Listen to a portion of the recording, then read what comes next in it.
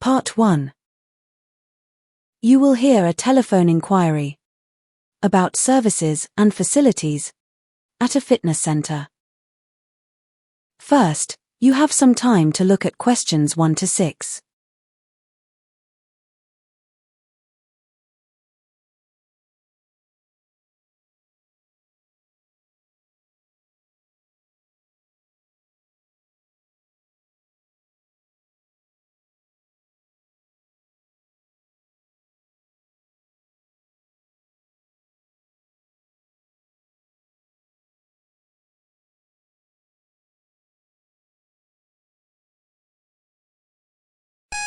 Now listen and answer questions 1 to 6.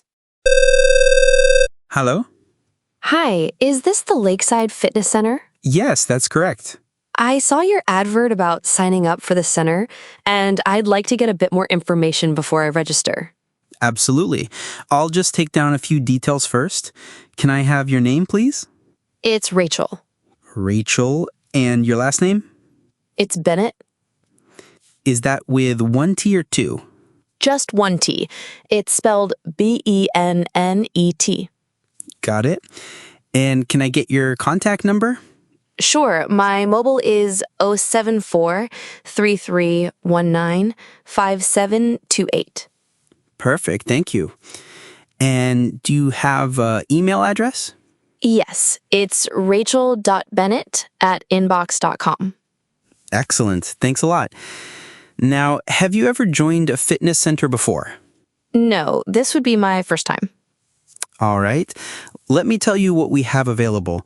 Of course, you can use the gym, but we also run a wide variety of classes.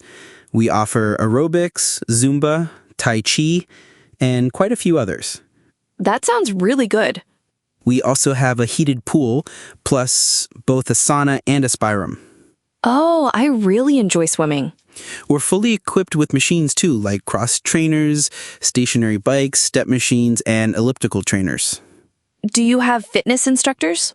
Yes, we do. You can schedule a session with one of our trainers when you sign up, and they'll guide you on how to use the equipment properly. That's very helpful. And we also provide a health assessment for new members at no extra cost. Oh, what's included in that? It's a group of simple exercises to check your physical condition. It usually takes about 60 minutes. Okay. Before you hear the rest of the conversation, you have some time to look at questions 7 to 10.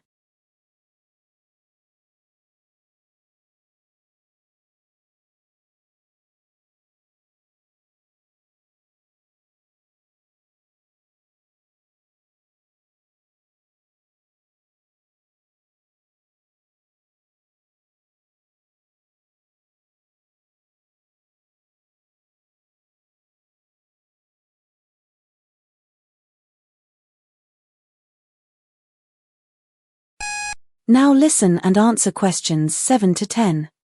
And what about the fees? Well, you can choose between several plans. The monthly subscription is £45, and it can be canceled anytime. All right. Or you can pay for the full year in advance, and that costs £480. Okay, so that's a saving of £60 compared to the monthly option. Yes, exactly. And what are your opening hours? We're open from 5:30 a.m. to 10:30 p.m. on weekdays, and from 7 a.m. to 9 p.m. on Saturdays and Sundays. Okay, and where exactly are you based? We're located on Lakeside Avenue. Are you familiar with it? Yes, I believe so. We're at the junction of Lakeside Avenue and Willow Lane, directly across from the library. Okay, I know the spot. It's not far from where I live. So, would you be interested in coming for a tour of the facility? Yes, that would be great. Can you come on Friday? We have a guided tour at 4 p.m. I'm afraid I can't do that. I don't finish work until 4:30. Is there a later one? Yes, there's another tour at 6 p.m. That works for me. What do I need to bring? Just bring some identification like a passport or national ID card. All right. Do I need workout clothes? Not for the tour, but if you sign up, you can start right away, so you might want to bring sportswear next time. Sounds good. Thanks a lot. I'll see you on Friday. Great. See you then. Bye for now. Goodbye. That is the end of part 1. You now have half a minute to check your answers to part 1.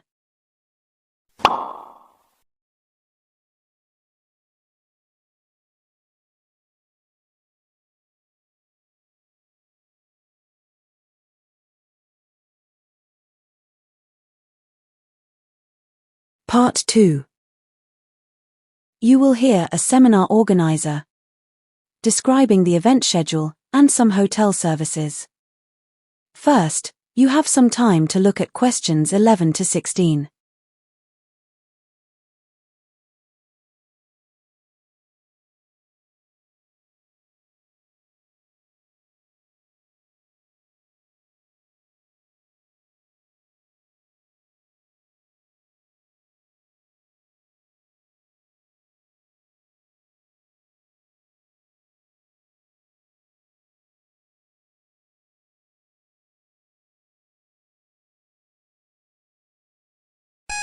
Now listen and answer questions 11 to 16.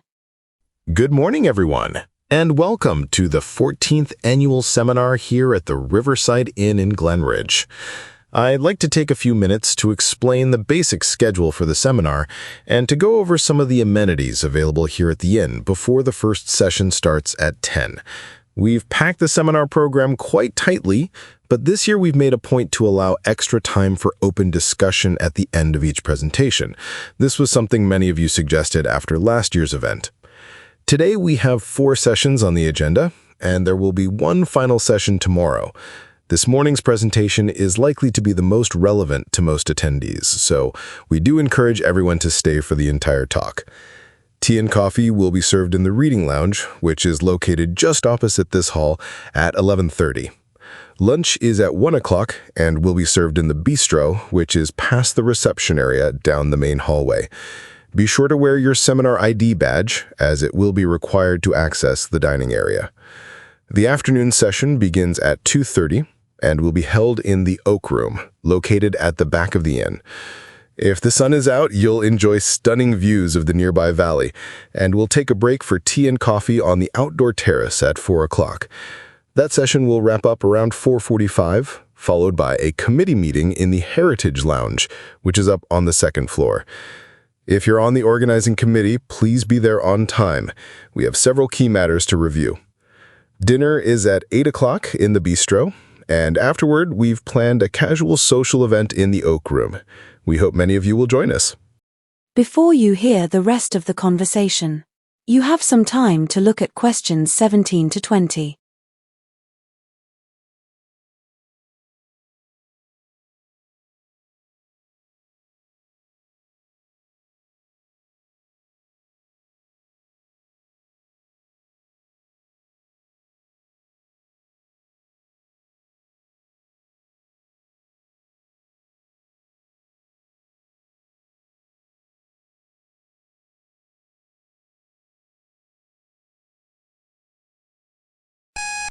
Now listen and answer questions 17 to 20. As for tomorrow, the session will begin at 9 in the Heritage Lounge. As before, coffee and tea will be available at 10:30, and the second half will start at 11. We will break for lunch at 1:15 and return for one final session at 2:15, again in the Heritage Lounge, finishing around 3:45. The seminar will conclude with a closing talk by Dr. Harrison, which will take place back in the conference room. Let me now mention a few of the facilities. Starting with the indoor pool, there was an issue with the temperature control system last week, and the technical staff have been working to fix it. It should be warm enough for use by later today. If there's any change, we'll put a sign on the pool door, which you'll find on the 2nd floor. The fitness suite is also located on that level, and it's open daily from 5:30 a.m. to 9:30 p.m. If you'd like to use the steam room, you'll need to reserve a slot at the main front desk. It's fairly compact and can only accommodate 5 people at a time. There's no fee for the steam room, but you must leave a £15 deposit at reception, which you'll get back when you return the access key. If you have any questions about the seminar, I'll be around here for the next 20 minutes and would be glad to assist. We hope you enjoy the event and have the chance to take in some of Glenridge's scenic surroundings while you're here. That is the end of Part 2. You now have half a minute to check your answers to Part 2.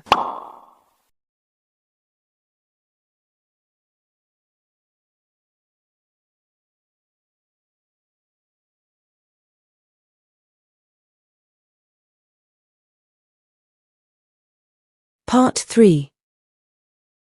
You will hear 2 students discussing their class presentation and how to design their display board effectively. First, you have some time to look at questions 21 to 23.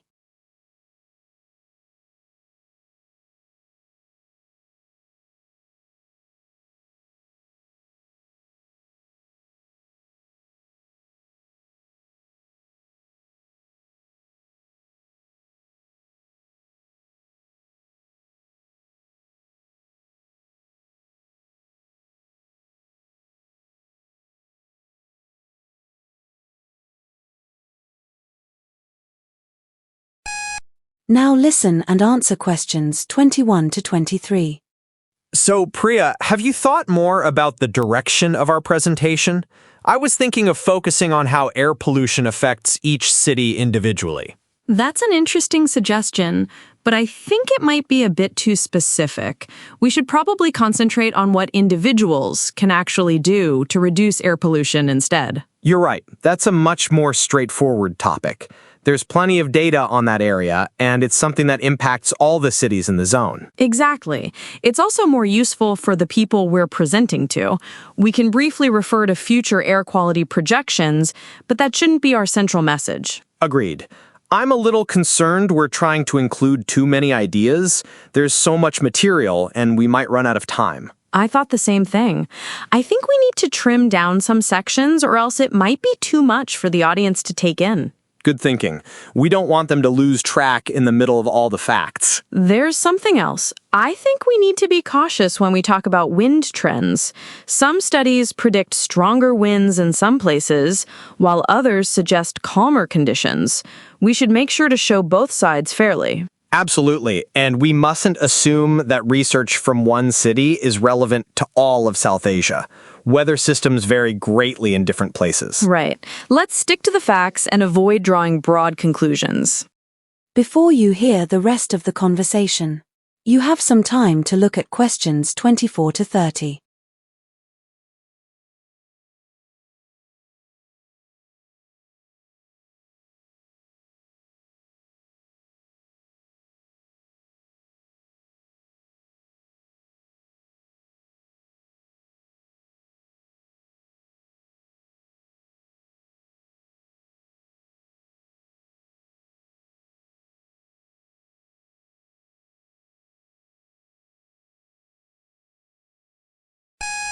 Now listen and answer questions 24 to 30.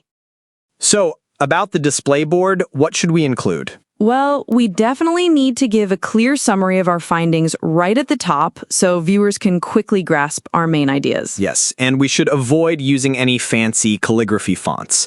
It needs to be readable from far away. Exactly. We also need to limit the amount of dense data we include. We won't be able to fit everything on the board. Agreed. Let's organize the content into parts. Maybe we can use subheadings to clearly split it up. Great plan. We should also add a few charts and illustrations to make the display more attractive. Yes, graphics will help convey the essential messages better. And we should keep our explanations short and easy to understand. Definitely. And let's use some bright colors to catch people's attention. Sounds like a plan. Let's work on the final layout now. That is the end of Part 3. You now have half a minute to check your answers to Part 3.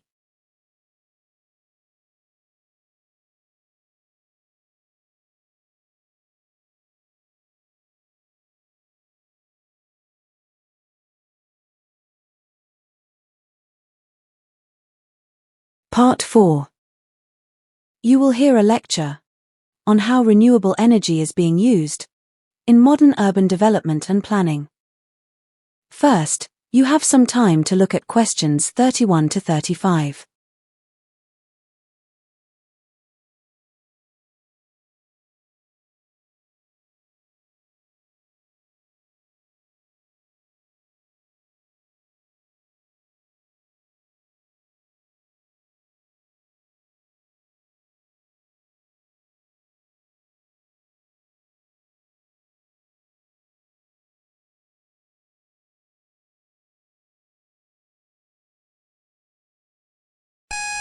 Now listen and answer questions 31 to 35.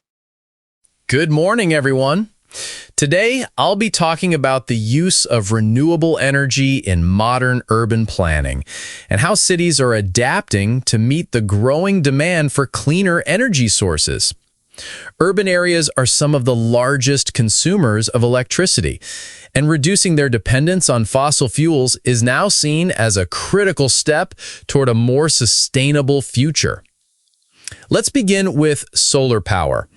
In many cities, solar panels are being installed on rooftops of homes, schools, and government buildings. This not only provides a local source of electricity, but also helps reduce pressure on the central power grid. In some areas, households with solar panels can sell excess electricity back to the grid, creating an extra income stream for residents. Next, let's talk about wind energy. While large wind farms are usually located in rural regions, some cities are experimenting with small-scale wind turbines that can be placed on tall buildings. These turbines capture wind that flows between skyscrapers and convert it into usable power. Though the amount of energy produced is not large, it still contributes to overall energy efficiency. Another source gaining popularity is geothermal energy. In cities located near geothermal zones, underground heat is being used to power heating systems in homes and office buildings. This method produces minimal emissions and can operate all year round. However, it is only suitable in areas with specific geological conditions. Now let's move to hydropower.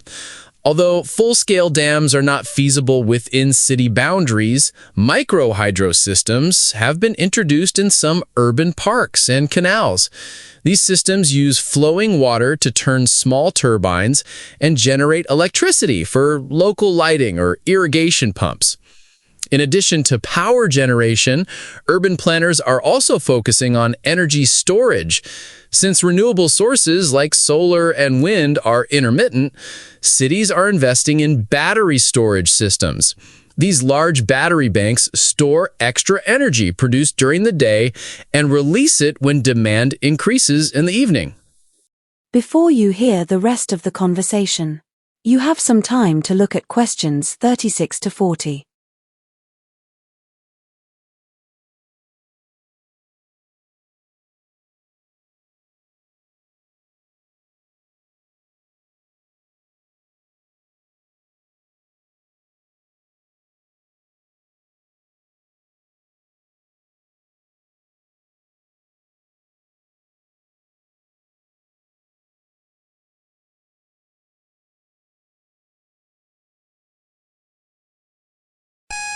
Now listen and answer questions 36 to 40.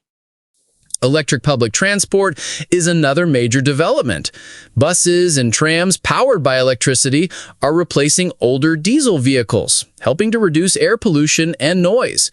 Charging stations for electric buses are now being installed at major terminals, allowing vehicles to recharge between routes. Furthermore, many buildings in modern cities are designed to be energy efficient from the start. This includes the use of double-glazed windows, improved insulation, and smart lighting systems. All of these features help lower the amount of energy needed to keep buildings warm or cool throughout the year. Let's not forget about green roofs. These are rooftops that are covered with soil and plants, which act as natural insulation. Green roofs are covered with plants that act as natural filters, improving air quality by absorbing pollutants and producing oxygen. Some cities offer tax incentives to building owners who install them. Despite these innovations, there are still challenges. One issue is the high upfront cost of installing renewable energy systems. While they often save money in the long run, the initial investment can be a barrier. Another challenge is public awareness. Many city residents still lack knowledge about how they can contribute to energy-saving efforts. In conclusion, renewable energy is playing an increasingly important role in how cities are planned and developed. By using solar, wind, geothermal, and hydropower, along with efficient design and public transport systems, urban areas can reduce emissions and energy waste. As technology improves and costs come down, we can expect even greater integration of renewable energy in city infrastructure across the globe. That is the end of part 4.